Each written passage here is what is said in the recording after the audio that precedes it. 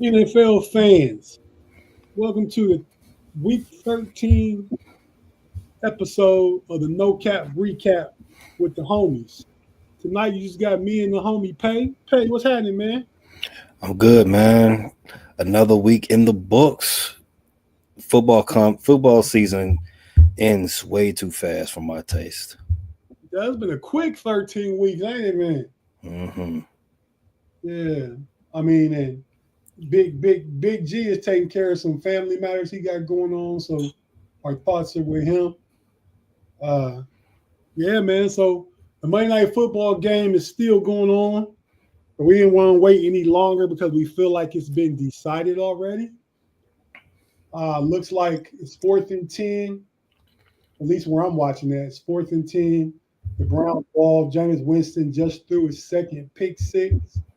So the Browns got the ball back down 41-32 with a minute eight left. It's like I said, it's 4th and 10. They got all their timeouts, but I don't think wow, Jameis threw for a Browns record 460 yards a night. Four TDs, but six TDs really because his two interceptions was pick sixes. hmm Story tonight is Deshaun couldn't do this. Mm. Right. I mean, yeah. I mean, so what do we think long term about Jameis Winston in Cleveland? You think he's back next year? Oh no. No. You can't throw multiple pick sixes and be thinking about the as a long term answer. No, Jameis Winston is a bridge quarterback at best. He's a backup pretty much for the rest of his career, however long he wants that to be. Um, Long term, the Browns are searching for their next quarterback in the draft. At the very at that's their hope. What probably is going to happen is they're going to bring somebody in who's going to challenge Deshaun Watson in camp next year. But if everything goes right their way, they'll find a quarterback in the draft that they like and move on to him. Okay. I mean, I don't disagree with you. My thought is that's why Jameis is back next year. Yes, he's a bridge quarterback. He's not the answer, but you do draft a quarterback. You're not drafting Shador. I mean, you won too many games already for that, probably. Mm. Think they are they? They're no, they're 3-8 though. They could be in the mix, but I still don't think. I think it's going to take number one overall to get Shador Sanders. And shout out to those in the live chat watching. Afton, what's up? Chat general everywhere we are. Uh, is it Brent Howe? What's up, man? What's up with you? I saw a mock that had Shador at number 3 off the board. Travis Hunter going first? Cam Ward. Get out of here, man.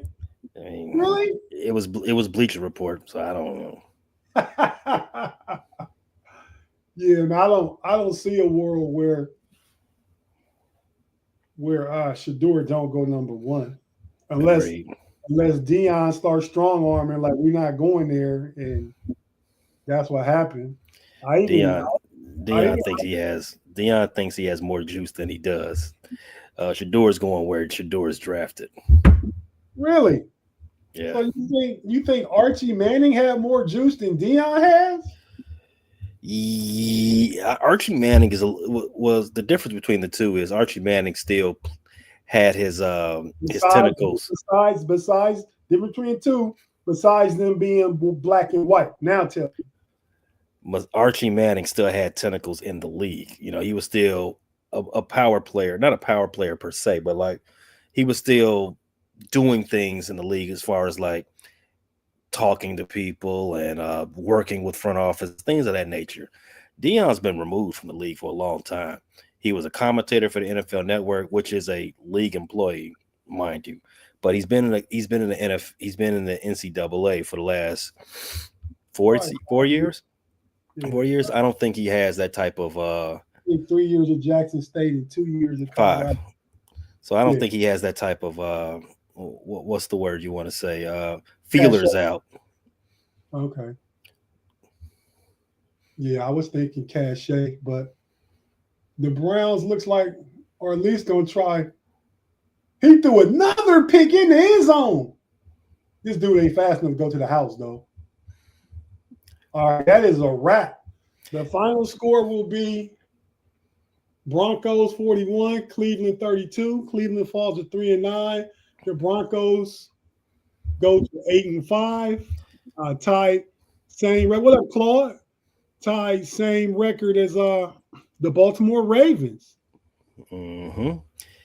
The Jameis Winston you were saying about a bridge quarterback, that's the Jameis Winston experience. Picks, that interceptions. It's funny we talk about it right now. That right there could have lost him the opportunity for next year. That play right there, as we're talking about in a real time, that might have been Jameis Winston's ticket out of Cleveland. Yeah, he kept them in the game. He threw a Browns record. He also lost them the game. Exactly, and that's Jameson, right? That's 30 TDs and 30 interceptions. That's Hall of Fame. Well, Hall of Fame of bad. Yeah, I mean, yeah, I don't know. I like Jameis though, but I don't know if I like him. I'm surprised against Pittsburgh. He threw one pick. I mean, he played a clean game that game. He had so much time that game too, though. But so Bo Nix, a lot of talk. Hold on a second. My dog. Hold on. I'm sorry, everybody. You're talking about Bo Nix. I didn't watch most of the game as we were handling other podcast responsibilities. Check out the Central Division Showdown for all my basketball fans. Me, Tate, a couple other FFSN podcasters. We get together, represent the Central Division, talk about it. It was a good episode today. But what I was saying, Bo Nix, that stat line doesn't look like Rookie of the Year to me. But I don't know. I'll let Big G lie about it come Friday. Yeah, well, that's what I was going to say, Pay. I was going to say, I mean, he didn't look Rookie of the Years to me. I mean, he won the game. You put his game up this week against Jaden Daniels' game this week. Bo Nix seemed kind of sloppy with him. It's my first time watching him in the whole game since they played the Steelers. Now, I've seen Bo Nix play a few times this year, and sloppy is probably isn't the word I want to use. I want to use unpolished for somebody his age. He's almost he's like 30 or something like that. So I expect him to be a little bit more polished than what he is. But I want to piggyback off to what you said. I wouldn't just put. I've never had Bo Nix in the Rookie of the Year conversation. He had one great game to put himself on line with Jaden Daniels and Caleb Williams and Malik Neighbors and whoever else. I would take his three best games against Jaden Daniels' three best games, against Caleb Williams' three best games, and I'm taking Caleb.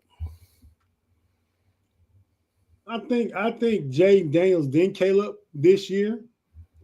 And I defend Caleb. The stuff Big G be saying, and he's not here, but I said it to him yesterday on the Know It Alls, and I say it to him all the time. He just jump out too far off the plank before it's even any kind of returns or receipts or feedback. You know what I mean? Mm-hmm. I'm about Caleb's trash. He's the worst quarterback in the draft. Bo Nix is trash. Now he's the rookie of the year because he had one game. One game. I think he's thrown an interception in majority of his games this season. He had two tonight. Bo Nix had two tonight. Mm-hmm. Caleb hasn't turned the ball over since week 6.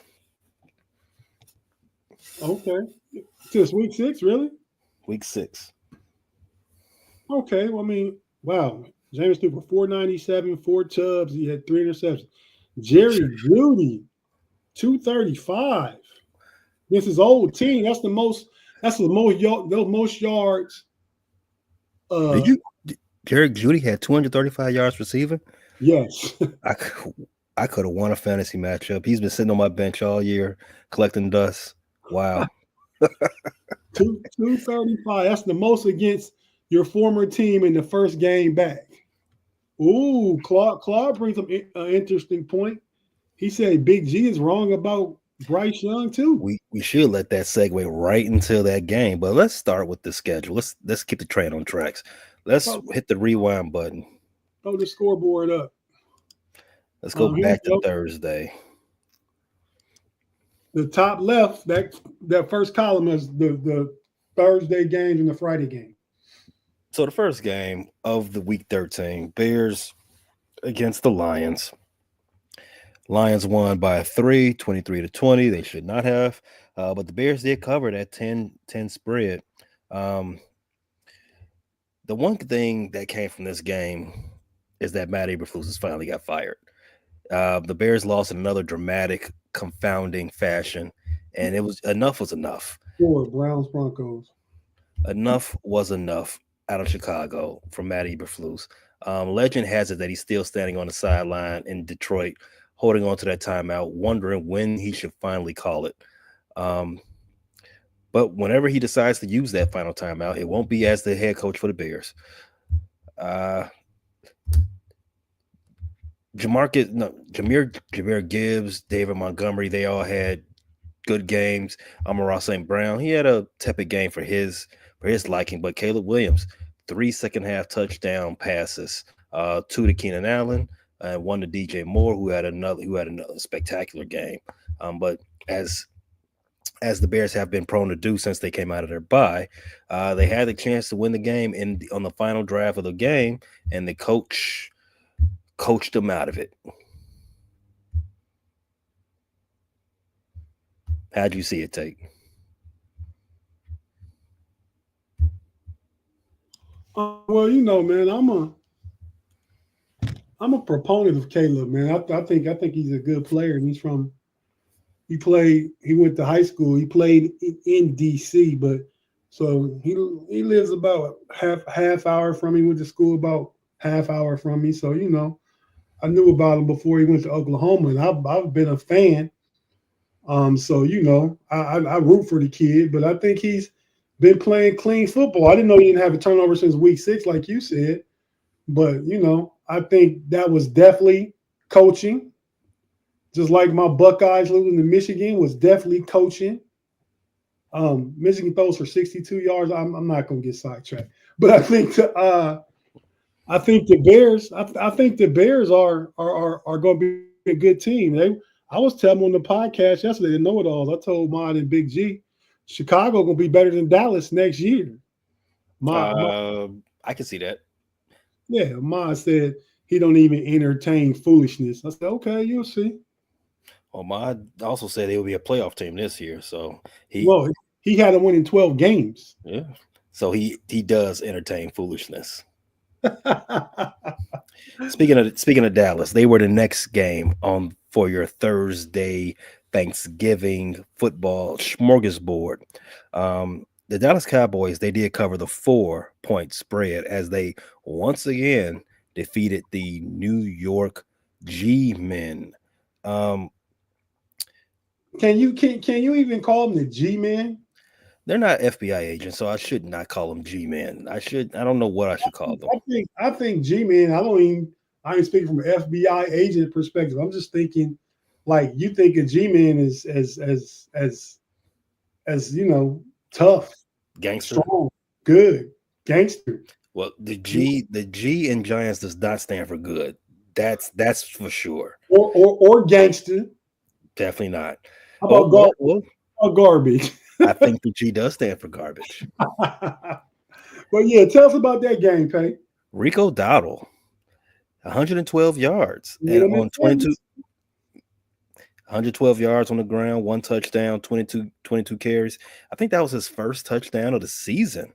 And I know he got a touchdown reception. Yeah, I think I heard that right during the game. I think that was his first touchdown run on the season. Okay, but he ran really well this game. I don't think there was anything to really write home about for the Giants. Drew Lock, I think I said it in the on Pay Dirt last week. I think they made a mistake in naming the I forget their third quarterback. I think they made a mistake in naming him the starter. Danny DeVito. Tommy DeVito. Right. I think they know they made a mistake. The locker room didn't take to that too much, so they had to save face and named Drew Lock the starter, and he went out there and he didn't look too good. I mean, Drew Lock is, we know who Drew Lock is. Dallas bullied him. They haven't bullied a lot of teams so far this season, but they was able to bully the Giants and Drew Lock. The Giants fall to 2-10 on the season, while Dallas moves to 5-7 and help Chicago out with some better draft position. I appreciate it. Can you please tell Micah to be quiet, man? I feel like he's doing all this talk like here we come, we still in it. They talked about it the Nick Wright now. What's his show? Uh, Not First first things things first. first. First Yeah. things first. They were talking about today, and they were talking about this and said, what percentage chance does Dallas have to go make the playoffs? Everybody said 0%. And you got Micah all talking and stuff, man. So yeah, the Broncos. So the difference between the Broncos and Ravens, the Ravens are 8-5, Broncos are 8-5, Chargers are 8-4, Texans are 8-5. Man, that AFC playoff race is going to be tight. Or with good teams though. NFC is going to be tight too, but we talking about some potential 6-6, 9-8 teams making it by the end of the season. Or leading divisions. Yeah, so Dallas is 2 games behind the DC Commanders in the loss column. DC is 8-5 on the season. Dallas is 5-7. They have to leapfrog 4 teams to get to DC. I don't think they have a shot. Hey, there's not enough time left. What's their record? Dallas 5-7. 5-7. So they'd have to win out to have a chance. To even have a chance, they have to win out. They are 4 games out of the wild card. It's 5 weeks left. They have to win out. Right. Right. So I don't believe in that foolery. Yeah, me and you, we're not going to entertain shenanigans. Okay. Let's go to the next game. Was that the night game? Tua does not do it again in cold weather. That's right. In cold weather. I mean, I want to say he's never won a game under 40-degree temperatures.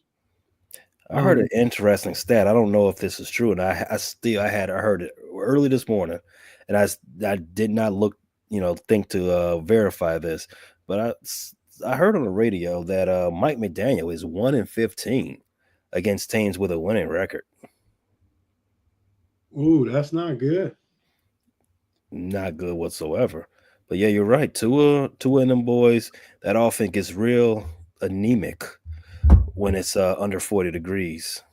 40 degrees ain't cold to me, but that's just me. Oh, you from Chicago? It's all relative. Tua from Hawaii and playing in Miami. Mm-hmm. You're right. You're right. You know what I mean? His blood not built for it. Right. So I thought the Packers showed themselves to be a better team. I know a lot of the talking heads and NFL, sports announcers and NFL talking heads was thinking that Miami had a chance. This was a critical game for them. Did they fall to 5-7? They did fall to 5-7. They were one of the hottest teams in the league coming into this game, winning I think 3 games in a row. Now they're 5-7, and in that crowded AFC, as you just discussed, their pathway to the playoffs is a lot murkier now, losing to the Green Bay Packers. But this isn't what this show is about. But if I could look ahead to their schedule, they do have a shot of winning out. But that's not for this show. But even with 7 losses, they'd have to win out, like you said. You said they got a favorable schedule to win out. They'd have to win out to have a chance. They definitely would. The Packers on the other side of the ball, they moved to 9-3. They did cover the 3.5. Jordan Love threw 2 touchdown passes to Jay Reed. You ain't no cop, Jay Reed. Now the Packers are sitting pretty in their playoff standings in the NFC, as they are right now the number 6 seed. I'm sorry. Um, 1.5 games better than the Commanders that we did just talk about. Right. Thanks, Rob. Yeah, KB is right. Dolphins be out there wherever they at in this cold, they be cold as hell. Mm-hmm. So Mm-hmm. but yeah, so I don't think I think Green Bay's probably like the 6, maybe 7 seed in the NFC. They are the 6. Okay, I mean I think they can overtake Minnesota though. They have Minnesota does play Detroit on Thursday, so the opportunity will be there. Yeah, and do Green Bay and Minnesota play again? Yes, they do. Oh yeah, they can definitely catch Minnesota. Minnesota could be one of the highest ranked 7 seeds since it's been went to a 17 format. Mm-hmm. I They mean, because already. they could conceivably be 13-4 at minimum, 12-5, and be a 7 seed. Have to go on the road. It's possible. I can't see anybody from any of the playoff teams from the NFC North being lower than a fifth. Because as of right now, the number 4 seed in the division, the number 5 seed in the NFC is the Vikings. So Right. it'll That's, just be a flip flop. it's the 4 division winners. Right. Well, Detroit's got that. So yeah. So they go from Minnesota would go from 5 drop to 6. Yep. Okay, yeah, they want to be 7. Okay. Okay, moving on, pay to the Raiders Chiefs. The Raider that game. And The go ahead, I'm sorry. the first ever Black Friday game. I don't know if you enjoyed the Black Friday football. I um I didn't even check into this game until halftime, and I just had it on as background noise. But watching this game as I was watching the second half, this the thought came to me is this: at this point, remember it's Friday, it's still fresh in my mind about the Thursday games, but my favorite team finds ways to lose, while the Kansas City Chiefs finds new, inventable, incredible ways to win. That's how I took this game. Um, they got to be the worst of 11-1 team in history. And I know, and I say that with tongue in cheek because it's not many 11-1 teams, but however many of them they were, this Kansas City Chiefs team is just not dominant. I think they have a plus a point differential of 50, which is very on the low end side for any good team, especially not an 11-win team. But um, I said on another show, and you remember me saying this, that the Raiders were going to challenge the Kansas City Chiefs in that division. The reason I was thinking is games like this, the Raiders can get physical with them. The Max Crosby can get to Pat, and they got to Pat, enough times this games. They just that weird way to lose a game, and the Kansas City Chiefs escape yet again. Yeah, I think one other thing I will take from this, that the Kansas City Chiefs were 12-point faves going into this game. I told you do not bet them. Take the Raiders on the spread, and the Raiders did what they did. They covered. I think the Chiefs are now 5-8 against the spread this season.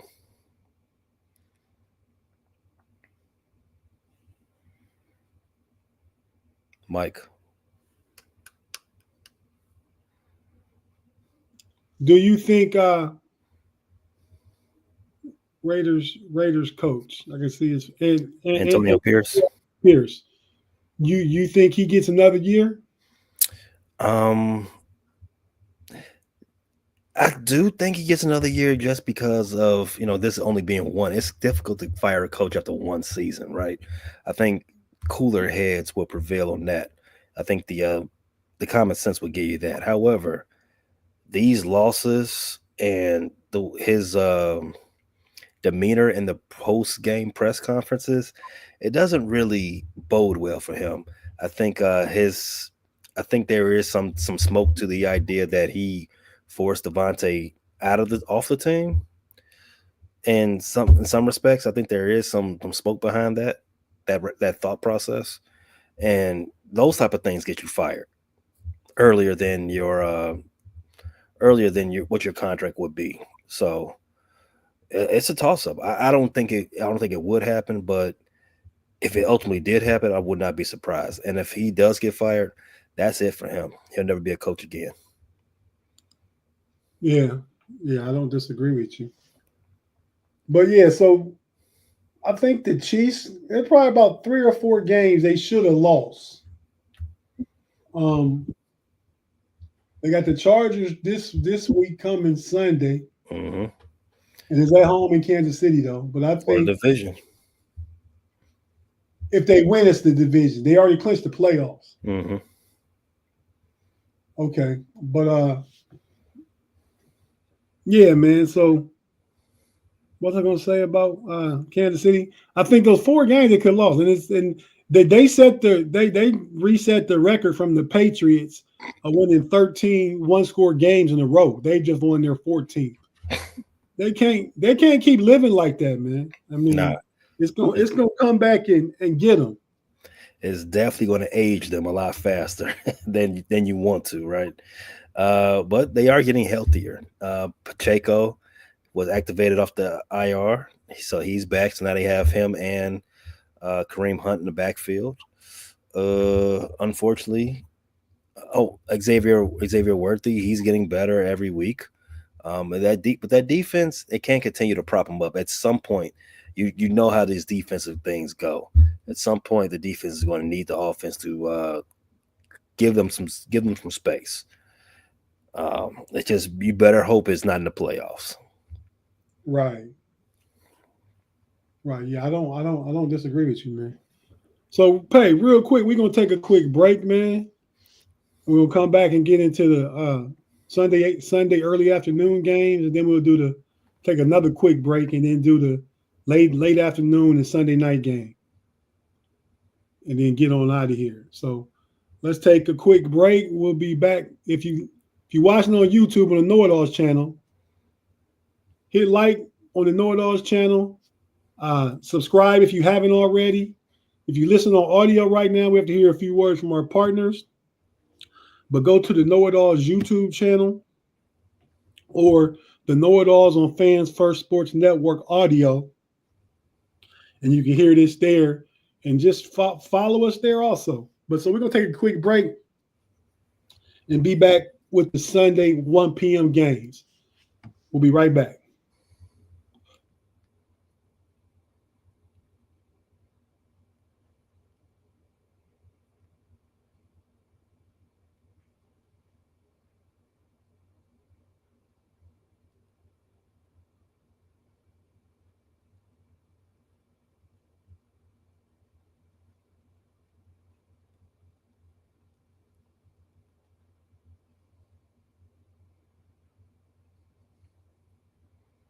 And we're back on the Monday late night no cap recap, talking about the week that was NFL Week 13. Uh, two of the homies in the building with you. Me and the homie Pay. Pay, let's move on to the Sunday 1 o'clock games, man. You go ahead and take it from there. Houston against the Jacksonville Jaguars. So Houston gets a much needed division win over their rival in Jacksonville 23-20. The hit from Al Shazier Shaziz is a story of this game. Trevor Lawrence was will he won't he all week for this game. He was thought to be out for the year with a shoulder injury that he needs surgery on, but he fought his way back. Decided that he fought his way into this game. He said he's going to play, and then gets knocked out late with a late hit from the aforementioned Shazier, and he gets a concussion from it. it incited another what seemed to be a lot of these football brawls over the weekend. Well deserved fight. They had to stand up for their team. But back to the game. Mac Jones came in and Mac Jones came in relief and was able to get a couple of late game touchdowns to make the game competitive. But Houston, behind Joe Mixon, was able to salt the game away on the last drive of the game. Tate, um, Houston did not cover this. Did not cover that spread. That's the only thing that's the only other thing that I have from this game. Well, it was a push. They were 3-point faves, but up until that hit, Houston was in trouble.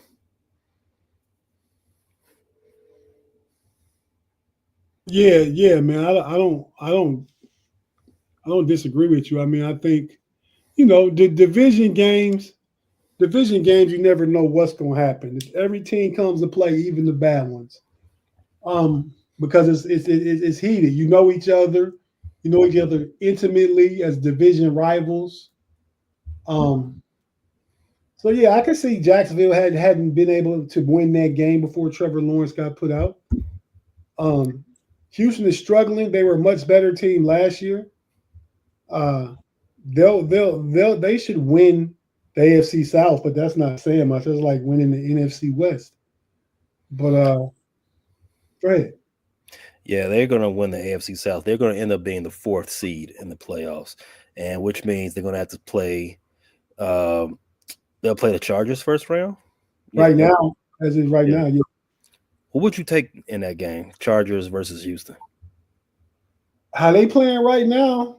Even though it's in Houston, Houston got a dome like the Chargers playing a dome. I probably would take Chargers.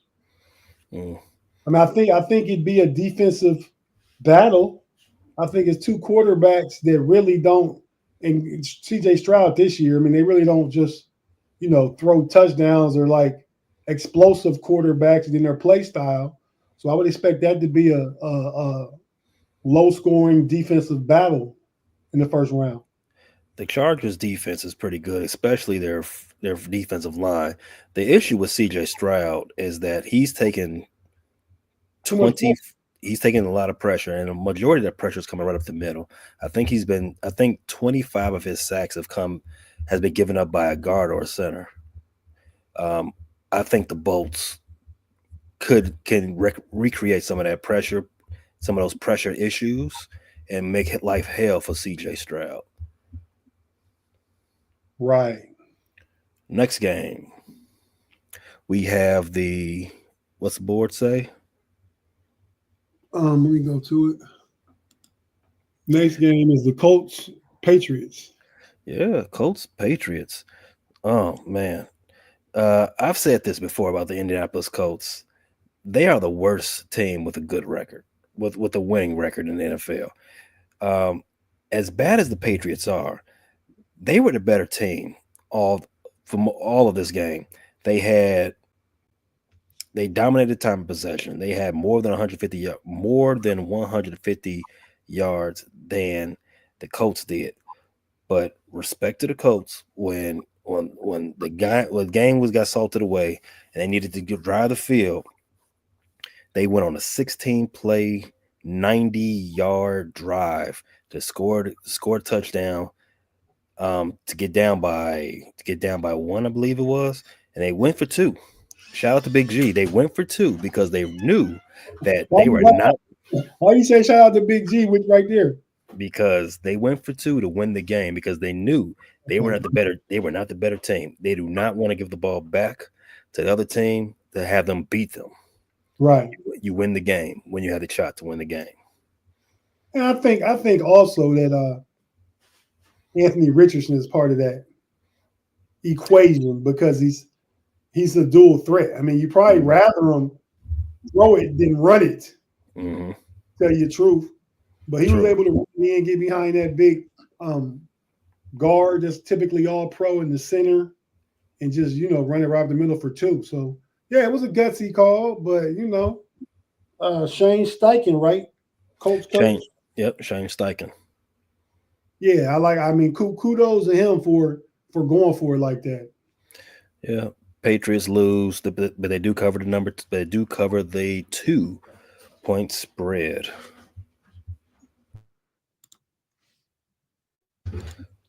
Chargers at Falcons.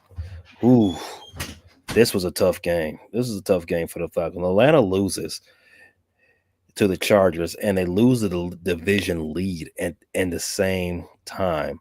Atlanta dominated time of possession. Bijan Robinson had a great game, and they sacked Justin Herbert 5 times, and they still lost. Reason why? Kirk Cousins. Kirk Cousins turned the ball over 4 times, 4 interceptions, and one of the worst pick sixes you will ever see. They now are in a dead tie with Tampa Bay at 6-6 for the division lead, but Tampa Bay does have that little tiebreaker situation. They beat Atlanta the first game they played. They did. Yeah, shout out to Lad McConkey, the rookie for the Chargers. He went to Georgia. He had a great game in his return back to the crib. Yeah, man, and that was an ugly game. I mean, the Atlanta's defense played well enough to win it. I mean, that pick six, what is 17-13? Kirk Cousins got over pick six and turned the ball over 3 more times, and the defense kept holding. Mm-hmm. Mm-hmm. I know disappointment from you at Justin Herbert's game, seeing how he was your fancy quarterback this week. But yeah, whoever had Kirk Cousins was a little more disappointed. Yeah, Justin Herbert did not show out. Well, yeah, he ate the pavement a lot that game. But yeah, I would rather have Justin Herbert's performance over whatever Kirk Cousins gave anybody. Right. Let's go ahead and do the Seahawks Jets. Okay? Seahawks versus the Jets. The Jets were once again. I think the Jets have been favored in 10 or more games this season for some reason. I do not know why, but the Jets were favored in this game as well. They were 1.5 point fave, and of course they lost. The Jets had the lead almost the entire game and choked it away per usual. They had 8 penalties in the fourth quarter. Jets have now lost to the Broncos, Seahawks, and Vikings. All of those 3 teams, they have former Jets first round drafted quarterbacks. Wait, who? The Jets have lost to the Vikings, Seahawks, and Broncos this season. All 3 of those teams have a quarterback on their roster who were drafted by the Jets in the first round. Yeah, and but no, Geno wasn't. Geno was like the first pick. He wasn't a first round draft pick? I thought he was a late first round. He was sitting waiting the day 2. Okay. Because they made a big deal about it whenever that draft was. Well, I know this. The Jets don't have a quarterback right now. They be better off playing Tyrod Taylor, but you know, they don't want to embarrass Aaron Rodgers like that. I don't know why not. I mean, not an embarrassment. Aaron Rodgers has more losing seasons since 2017 than he does playoff wins. Geno was picked 39 in the second round, 2013. Well, there you go. Yeah. But yeah, I mean, yeah, it's time for Tyrod Taylor, but I think they're gonna let Aaron Peck play, let him bum his numbers up some more, and then let him go. And I don't see anybody else in the league that's playing this smart at team building that want to bring that cancer in the building. You know? Yeah, you definitely don't like cancer. You definitely don't want to invite cancer, right? You want to get rid of cancers. You don't. So I like it when the Jets lose, man, because I got tired of all the talking heads on TV, especially your boy. Do you like J Mac with Colin Cowherd? Not my fan. Not a fan of him. Yeah, because I don't know. And you probably a little older than these cats, like my barbershop. My barber like 35. But these guys like J Mac for some reason. Like, you know, he's a character. He He just be stirring the pot. Okay, if that's what he's trying to do, but he get all hyped with the Jets and then always hating on somebody else. And he was hyped this year, so glad to see the Jets lose. Like Greenberg on ESPN or Get Up. He's a huge Jets fan, but it's not that bad like J Mac to me. But yeah, man, now let's go to the real rookie of the year. Uh, Jaden Daniels and the Commanders take care of business against the Tennessee Titans, 42-19 to end a 3-game losing streak to go to 8-5 and in the 7th place, I believe, in the NFC playoff race. That's right. He threw 3 touchdowns and ran one, so he had a nice productive day yesterday. Um, I think the Commanders can hold on to this last playoff spot, man. The way the rest of the NFC is looking, what do you think? Yeah, I don't think they're going to get much competition coming from the other teams behind them. 8-5 right now. I don't think they. I don't see any reason why you would think they're going to slip down that far because they hold a 2-game lead over the next team, if I'm not mistaken. Um, yeah, it's a 2-game lead, so that's a lot to overcome in the last 5 weeks of the season. They were 6-point faves. I said on Pay Dirt that Tennessee hasn't won 2 games straight all season. They're 2-9 against the spread, and as you see, Washington easily covered that with that record. Well, I mean, with that score 42-19.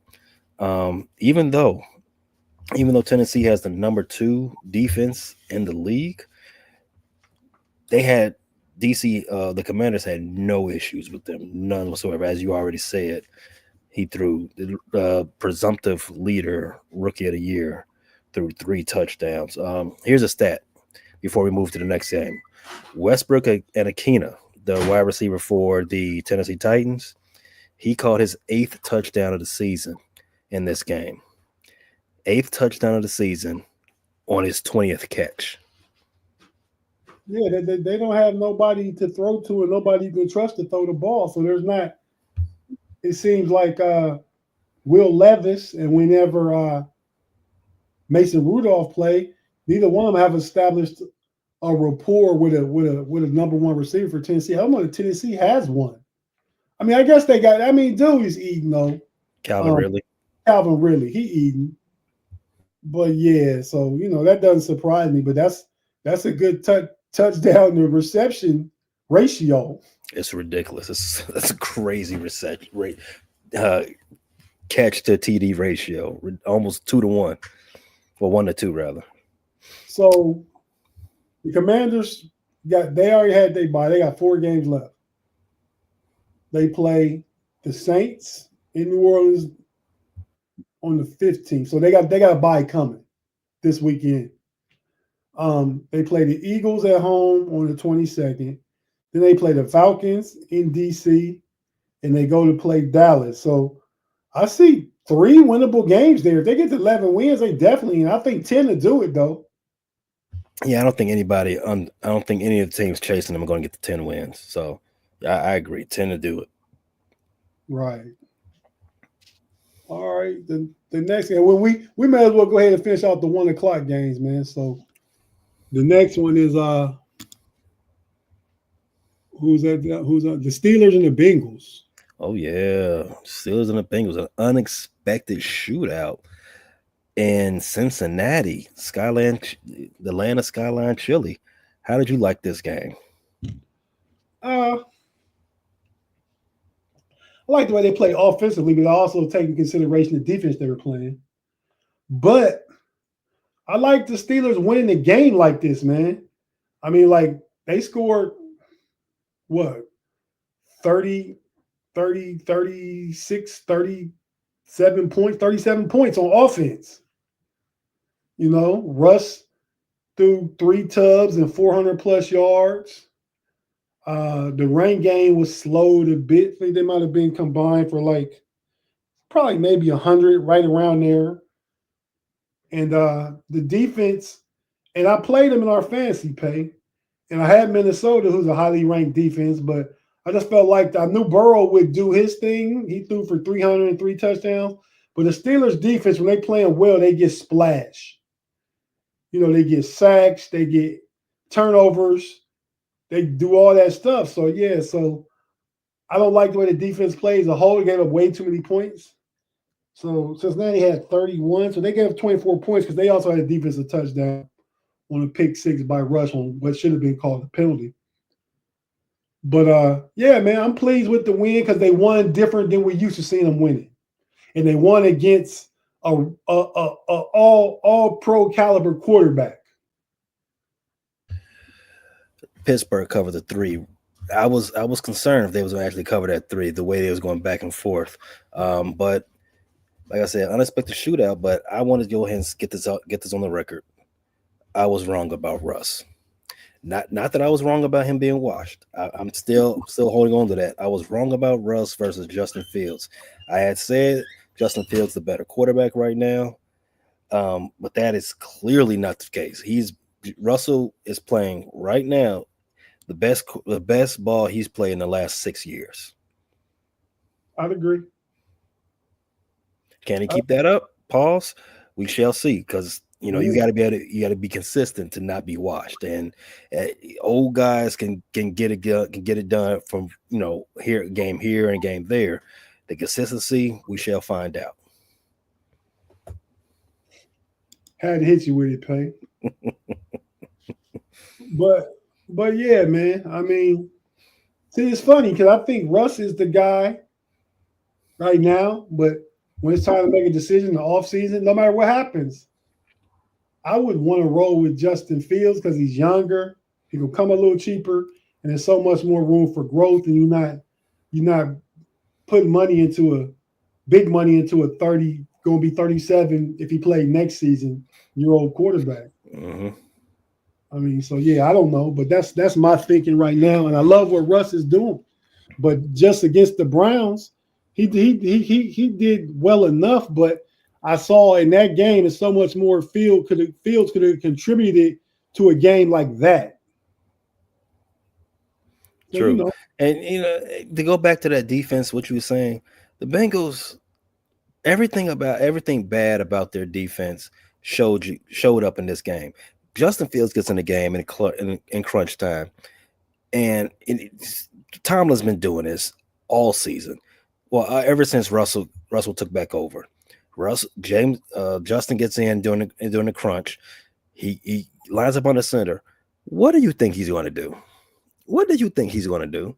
And the Bengals were caught flat-footed. They had no idea that he was going to run the ball. Run the ball, game over. That's fire the defensive coordinator immediately.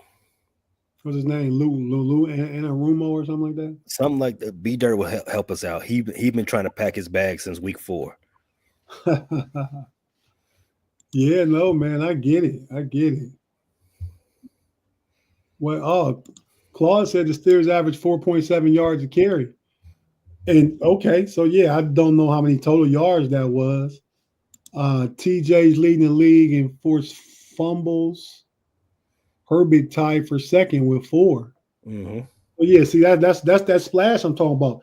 TJ had a nice comeback game. The Steelers were moving him around yesterday to different positions on the field, not just on the right side of the defense, left side of the offense, but right side of the defense. Yeah, man. So it was a good win. It was a needed win. Now we get to go host Cleveland this week again, and hopefully we can handle business like that, like we did in the first game. But I've heard a lot of Cleveland talking after that game, so I really want them to go ahead and win it and just smoke them for real. That's what I want. But I'll just take a W though. I see. Yeah, KB said Russ did him dirty. Will this fan base be patient with JF? Well, they need to be if they want to answer moving forward.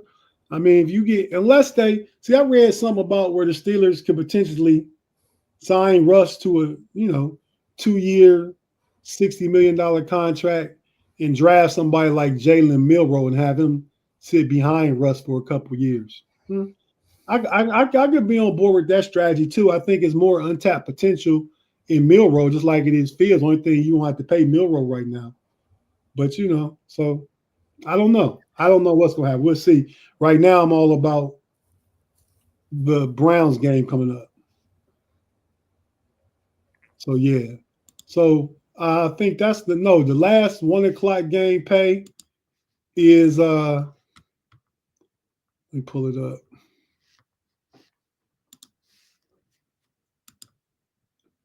Is the Cardinals Vikings. Sam Darnold comes back and gets that win. I was mad about this, man. I had the Vikings covering at 3.5, but something told me that the Arizona Cardinals defense was not going to be pushed around, and they weren't pushed around. But everything about this game made me mad. I didn't have enough balls to take Arizona to cover their 3, and I didn't have enough balls to play Arizona's defense and fantasy. Just mad all around. But the Vikings, they made a statement as they come back to beat the Cardinals and move to 10-2 on the season, 23-22 victory. The Cardinals were 1 for 6 in the red zone. If the Cardinals don't win the division, they're going to look back at this game and say, you know what, that game right there, we should have had it, and this is why we're not going to the playoffs. Right. Yeah. The Cardinals are still in first place in the division, right? They are. They're 6-6. Seattle 6-6. What's the Rams record? The Rams they're 6-6 as well, but they're after their win. Let me verify that. The Rams are 6-6 as well. Okay, and if San Francisco had won last night, which they didn't, they would be 6-6. Mm-hmm. Yeah. Oh, okay. Actually, no, the Seahawks are 7-5. Okay, Seahawks are in first place. Yeah. Okay. Well, Pay, let's take our last break real quick, and I do mean real quick. Come back, get to these last couple games, and get on out of here, man. So if you're watching on YouTube, stay with us. We're gonna wrap this thing up. If you listen on audio, have to hear a few words from our partners, pay some bills. We'll be right back after this short break.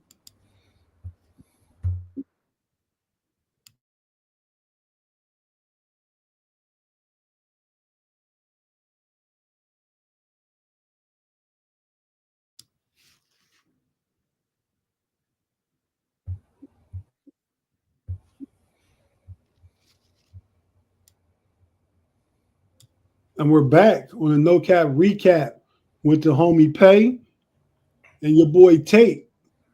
Pay, let's go ahead and close this thing out, man. Let's go ahead and talk about the wackiest games first of the ones that's left. So let's go ahead and talk about the Bucks Panthers real quick. This game went into overtime. This was a pretty good game, all things considered. It was a competitive game. It wasn't a whack game. I guess if I was going truly whack, we would have did the Sunday night game first right away. Yeah, shout out to Cleveland. Shout out to Carolina, rather. I didn't have any faith in them covering that 6.5, but they did in a major way. And shout out to Claude Bishop in the comments. He was reading my mind. Something about being in the matrix so long makes you be a Ryan reader. Bryce Young, the numbers, and Big G he's a box score watcher. He's not a game watcher. The numbers would not tell you this, but Bryce Young looked good this game. He was making plays. And he made the plays to get this game to overtime. If I'm a Carolina Panthers fan, I'm starting to think that maybe Bryce Young could be that guy for the future. He's looked decent since he's coming back from that benching, and not just this game, but some other games going back past it too. He was the one positive for Carolina, but Tampa Bay, they still won the game in overtime. Chuba Hubbard had a terrible fumble late. Bucky Irving has been amazing. I think he's the number 2 rusher in the league now, if I'm not mistaken. I think he might have overtaken Derrick Henry. Overtaken Derrick Henry? I think he has. I have to verify that number real fast. I'm about to look at his stats right now. Go ahead and finish talking about that game. Yeah, but Chuba Hubbard, he's been amazing all season. But Carolina Panther running backs don't necessarily hardly ever have great games against the Tampa Bay Buccaneers rush defense. This is going back maybe 10 years. His fumble really Hey, cost them. What's it say? Derrick Henry got like 1,300 yards. Him and Saquon. Saquon first. Derrick Henry. Irving got 730 yards. I don't know where I heard that at. Maybe I was thinking about scrimmage yards. I don't know. Right, it could be scrimmage yards. That's rushing. Yeah. And he got. Do I say his receiving yards? I don't see his receiving yards, but yeah. But all things considered, Bucky Irvin's he's been ever since he wrestled the RB1 spot away from I'm blanking on his name, the other running back in Tampa Bay, White. Yeah, Ever since, Rashawn Rasheed, White. yeah, Rasheed White. Ever since he wrestled that RB1 spot away from him, he's been a dog. Yeah, he is. He kind of like that kid that played for Denver tonight, McLaughlin. Yeah. They shifty, they speedy, they patient though. That's the key, the patience. Same thing as James White at Buffalo. We'll jump to the Buffalo game real quick because it was a winter wonderland. Some people say Josh Allen took over the MVP in a major way, and he did in Vegas, but I still think Saquon is on pace for it. But yeah, 35-10, Chris McCaffrey out for the season. Purdy didn't enhance his case to get the bag. I mean, I think if they in a position where they could actually trade up again, if they keep losing, I mean, what are they 4-8, 4-9? Mm-hmm. No, they're not that bad. They got 5 wins, right? Yeah, they have 5 wins. The San Francisco 49ers right now are 5-7. Oh yeah, they're not bad enough to get that guy unless they, take a shot on a guy higher into the middle first round and then don't pay Brock Purdy and bring in. They gotta pay Brock. I mean, that's operation number 1 this offseason. And that's the thing, Pay. Much like Dak, I don't think Brock is as good. I mean, Debo gonna be gone. George Kittle getting older. CMC coming back. Brock Purdy is not a force multiplier. He's not. He doesn't make a difference. He didn't make no difference last night. No, he didn't. And I don't disagree with you. I don't think he is a force multiplier. I think that's been the knock on him. And I think that's clear. But the game just 1 week ago when he didn't play, the offense looked terrible, just as it did yesterday. And so why reward a guy $45-50 million when you could go into the I guess pull another number out the hat and see what you get, and you're no worse off than you are, but you saving 50 million. They can save that 50 million.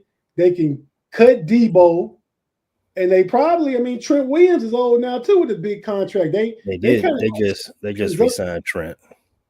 Right. But they could look to try and get out of that deal because it's too much money for a 38-year-old offensive tackle. Yeah, I mean, it's 1 year into that deal. I don't know how much leverage they would have to get out of that. But 2 things. One, they have to pay. They've saved so much money over the years by not paying Purdy because he was a 7th round draft pick. It's time. I mean, you got to give him $50 million. I mean, he's not Burrow money, but he's definitely more than Danny Dimes money. So it's some type of savings that they would get out of signing Purdy, for one, and they remain competitive. 2, they save money by moving on from Debo, and you save some more money by moving on from CMC. Yeah, I think this injury, it's not just season ending. I think it might be career threatening. Wow. I mean, look at the last 4 years. How many leg injuries does it take? He just got married. He might be thinking about something totally different now. Yeah, that's possible. I mean, he played with Cam Newton. I feel like Cam ain't been in Carolina in a long time. A long time. So yeah, no, I get that. I get that thought process, but we see they definitely gonna need to change some things up in 49er land. Mm-hmm. That means pay Brock Purdy. I mean, I don't know that he's a 45, 40, 40. Danny Dimes got 40 million, so Yeah, Purdy so is 45 million. yeah, you definitely give him Purdy 45. That's Mm, definitely his market. okay. I might be willing to sign and trade him off to a quarterback needy team if it's me. Well, I mean, if they still had Trey Lance, maybe, but you don't. Right. I mean, that's somebody they he gonna be a free agent this off season. They could Maybe bring you yeah, maybe they can get him back. This time, fix him. right. But the last two games, the Saints and the Rams beat the Saints down in New Orleans. Was it 21-14? Yes, 21-14 was the final. Um, the Rams covered their 3-point spread. Jared Verse, that's my defensive rookie of the year. He Oh, had, that's a good argument. yeah, 7 more quarterback rushes. Every time I look up, he's in a quarterback face. Um, Rams ran the ball all over the Saints. I think Kyron Williams had 120 some odd yards on 15 carries. They didn't need to pass much. Puka did a little bit of work. Cooper Cup did nothing. Because Um, he's on your fancy team, you know.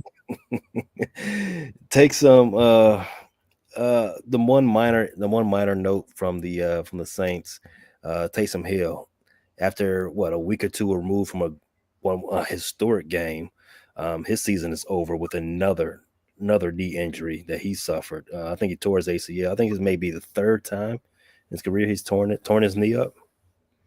Yeah, yeah. He needs to be prone too, but he was doing really well though since the firing of Dennis Allen. This coach, Hmm. intern coaches, they've been using him a lot more. Hmm. I mean, I had him on my fancy team the first 3, 4 weeks, and I cut him. But then when you see a guy doing good that you had at one time, you wish you still had him. Right, right. But yeah, so and the last game of the week was the late afternoon game. We already talked about the Sunday night game, Buffalo and San Francisco.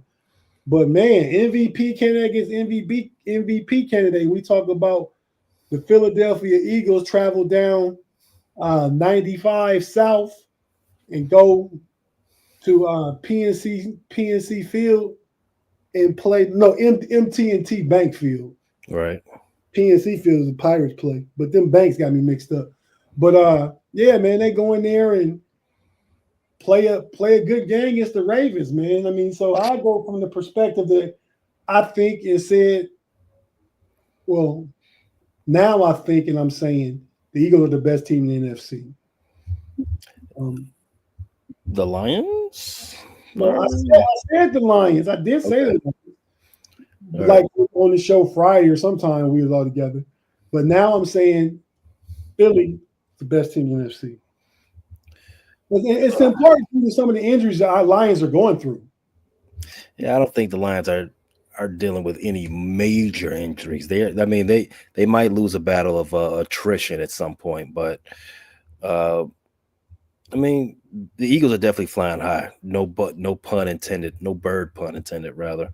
Um, but I knew this game was over. I knew this game was over the second Cooper DeJean turned into Bill Goldberg and took and speared my boy Derrick Henry right off his feet. Yeah, like, well, that's it.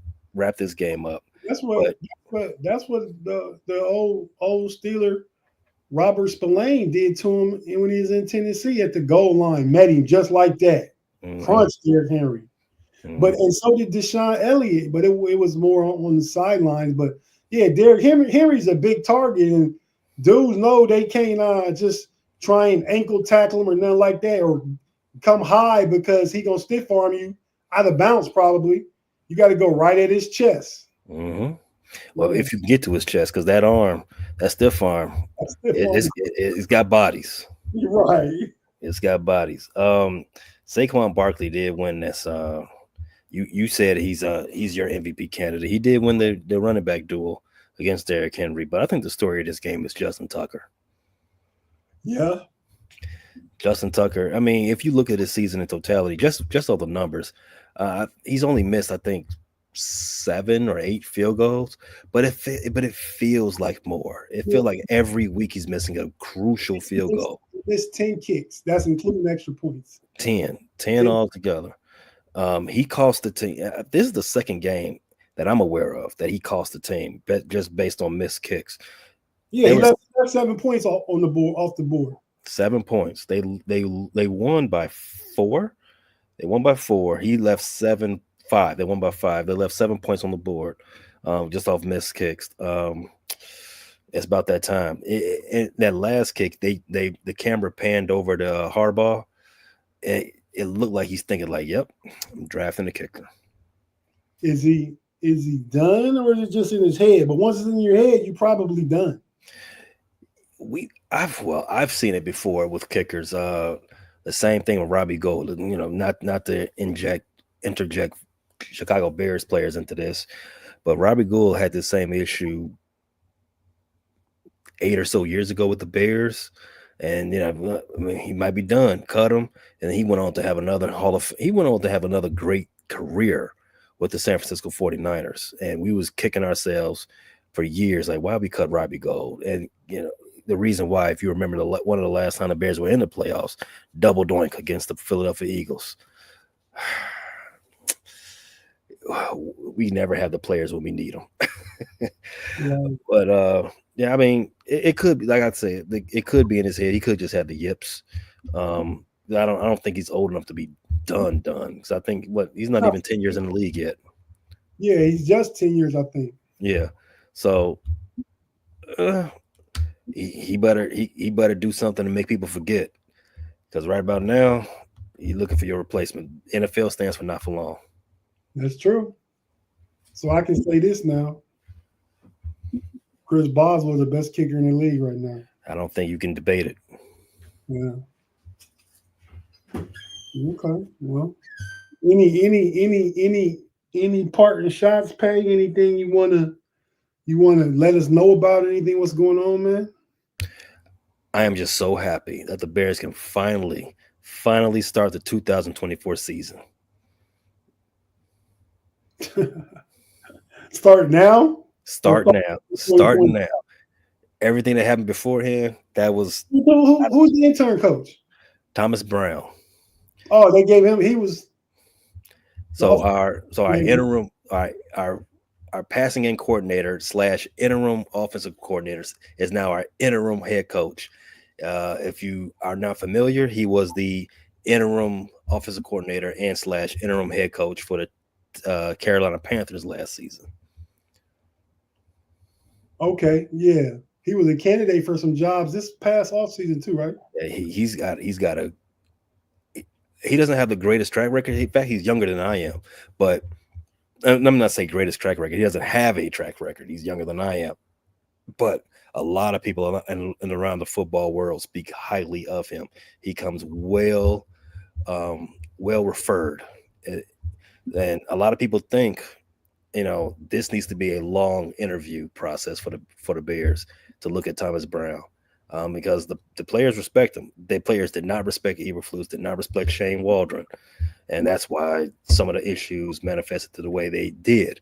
So that's why I say I'm just so happy the season starts now. Finally, had to wait till December for it to start, but I'm happy for it. Right. Okay. I tell you what, I heard 2 other candidates for y'all potential opening is Cliff Kingsbury and or Marcus Freeman from Marcus Freeman is a little interesting. Like, why would you leave Notre Dame? But at this point, I can't tell. I can't really say no to anybody. But Cliff Kingsbury, even you find yourself. Yeah, that's a no for Cliff. Can't do it. Even what he's done with Jaden Daniels. Even with what he's done, what he has to be, we need supervisors. You got to come in here and supervise the whole operation. And as a supervisor, I've seen what he's done in Arizona. I've seen what he's done at Texas Tech and elsewhere. I don't think that's him. I think he's an offensive coordinator. Okay, and you have that. Okay, man. So we're hour and 10 minutes in, a little longer by 10 minutes than we want to go. But yeah, man, go ahead and take us on out of here, man. Thanks everybody for checking out the No Cap Recap. Catch us again next Monday. Same bat time, same bat channel. Peace. Peace.